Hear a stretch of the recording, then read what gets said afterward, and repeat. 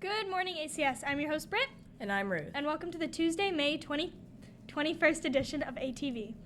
Summer school information is now available in Student Services. Please complete and submit the necessary forms as soon as possible, as some courses fill up very quickly.